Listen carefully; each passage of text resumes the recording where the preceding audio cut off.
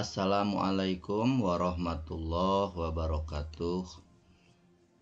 Alhamdulillahirabbil alamin.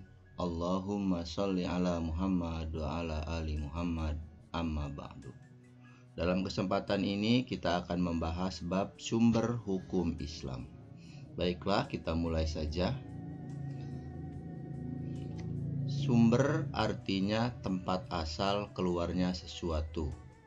Sedangkan hukum artinya menetapkan sesuatu atas sesuatu atau meniadakannya.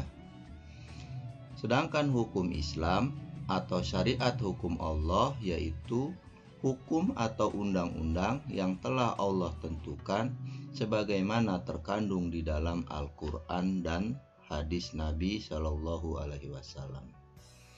Sumber hukum Islam itu terdiri dari 3. Yang pertama adalah Al-Quran, yang kedua As-Sunnah, dan yang ketiga ijtihad. Inilah yang akan kita bahas pada kesempatan Al-Quran. Al-Quran secara bahasa berarti bacaan.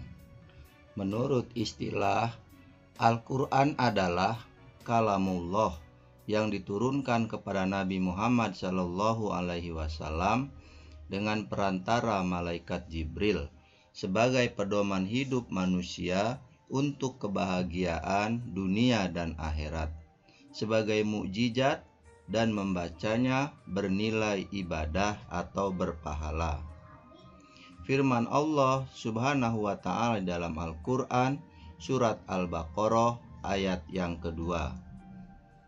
Dzalikal kitabu la raiba fihi hudal lil muttaqin. Artinya, kitab Al-Quran ini tidak ada keraguan padanya, petunjuk bagi mereka yang bertakwa. Al-Quran merupakan bacaan yang sempurna. Mengapa demikian? Karena Al-Quran adalah asli dan tidak dapat dirubah oleh siapapun. Yang kedua, dapat dihafal ayat-ayatnya. Yang ketiga, diatur cara membacanya. Yang keempat, dibaca oleh yang mengerti maupun yang tidak mengerti. Yang kelima, tidak membosankan bagi yang beriman. Dan yang keenam, berpahala membacanya. Ketujuh, memberikan efek ketenangan di dalam hati, dan lain-lainnya. 3 komponen dasar hukum Al-Quran. Yang pertama adalah hukum i'tiqadiyah, yaitu hukum yang berhubungan dengan masalah akidah dan keimanan yang tercermin dalam rukun iman. Ilmu yang mempelajarinya, ilmu kalam, ilmu tauhid, dan usuluddin, serta lainnya. Yang kedua, hukum amaliyah, yaitu yang mengatur hablum minallah dan hablum minannas, hubungan dengan Allah dan hubungan sesama manusia, tercermin dalam rukun Islam. Ilmunya adalah fikih. Kemudian yang ketiga adalah hukum hulukiyah, yaitu yang berkaitan dengan akhlak atau perilaku sebagai individu dan makhluk sosial, tercermin dalam konsep ihsan. Ilmunya akhlak atau tasawuf. Kemudian yang kedua adalah al-hadis. Al-hadis menurut bahasa artinya baru atau kabar.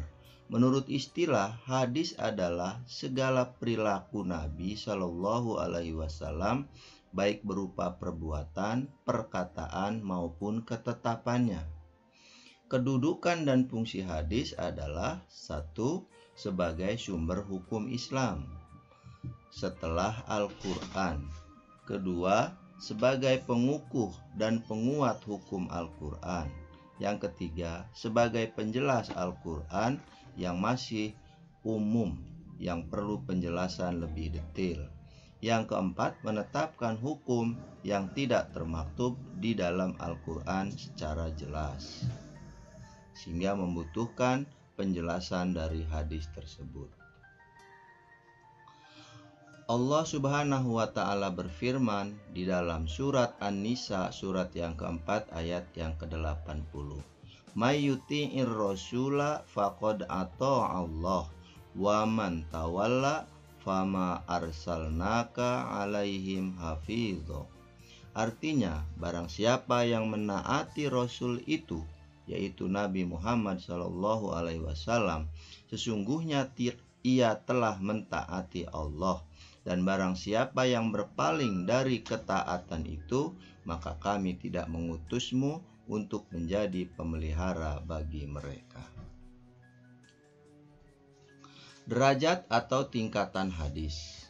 Hadis mempunyai tingkatan atau derajat. Yang pertama adalah sahih, yaitu hadis yang sangat baik dan dapat dipergunakan sebagai sumber hukum Islam. Dan ini adalah tingkatan yang tertinggi.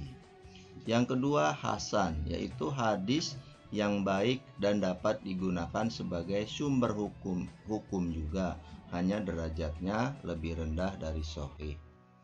Yang ketiga, doif, artinya lemah karena mempunyai kekurangan atau cacat, baik di matan, yaitu isinya, atau rawinya, yaitu penyampainya. Dan yang keempat, maudhu, adalah hadis palsu, bukan bersumber dari Nabi Muhammad SAW, hanya buatan orang-orang saja yang kemudian mengatasnamakan hadis. Istilah-istilah yang berkaitan dengan hadis antara lain matan, yaitu perkataan atau isi hadis yang disampaikan.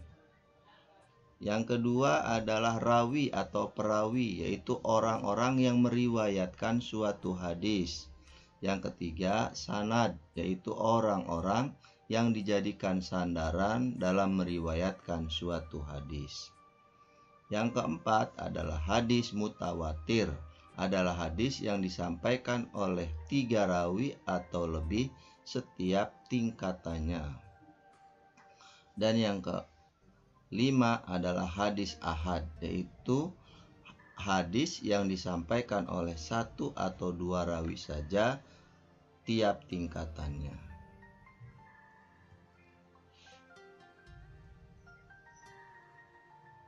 Yang ketiga, ijtihad.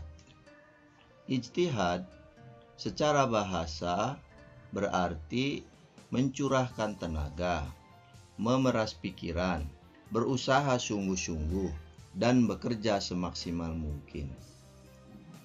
Sedangkan menurut istilah, ijtihad adalah usaha sungguh-sungguh para ulama untuk memecahkan masalah hukum Islam yang tidak ada ketetapan hukumnya secara jelas, baik dalam Al-Quran maupun hadis Nabi SAW, dengan memperhatikan isyarat-isyarat yang ada di dalam Quran dan hadis. Syarat-syarat mujtahid. Mujtahid adalah orang yang berijtihad. Tidak sembarang orang boleh berijtihad, melainkan orang-orang tertentu yang telah memiliki atau memenuhi persyaratan. Syaratnya adalah yang pertama, memahami Al-Quran dan hadis dengan baik. Yang kedua, memahami bahasa Arab dengan segala kelengkapannya. Yang ketiga, memahami ilmu usul fikih secara luas. Yang keempat, hal yang diijtihadkan bukan hal yang sudah jadi dasar hukumnya, sudah jelas dasar hukumnya. Kelima, memahami ijma, pendapat para ulama terdahulu. Keenam, orang Islam, dewasa, sehat akalnya, serta cerdas. Jadi bukan orang munafik, lebih-lebih orang musyrik atau orang kafir. Metode-metode ijtihad. Metode-metode ijtihad ada banyak, diantaranya 1, ijma. Ijma artinya kebulatan pendapat ulama pada suatu masalah atas suatu masalah yang berkaitan dengan syariat hukum Islam.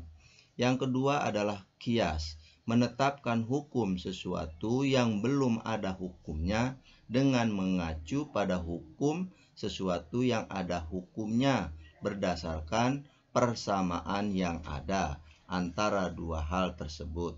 Misalnya, sekarang banyak sekali jenis narkoba, dikiaskan dengan di zaman dahulu adalah khomer. Nah, itu menggunakan kias. Yang ketiga adalah urf. Menetapkan hukum sesuatu dengan berorientasi pada adat istiadat masyarakat setempat.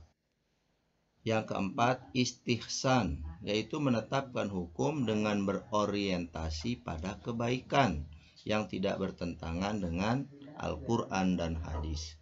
Yang kelima, maslahah al-mursalah, yaitu menetapkan hukum dengan berorientasi pada kemaslahatan umat atau kebaikan umat.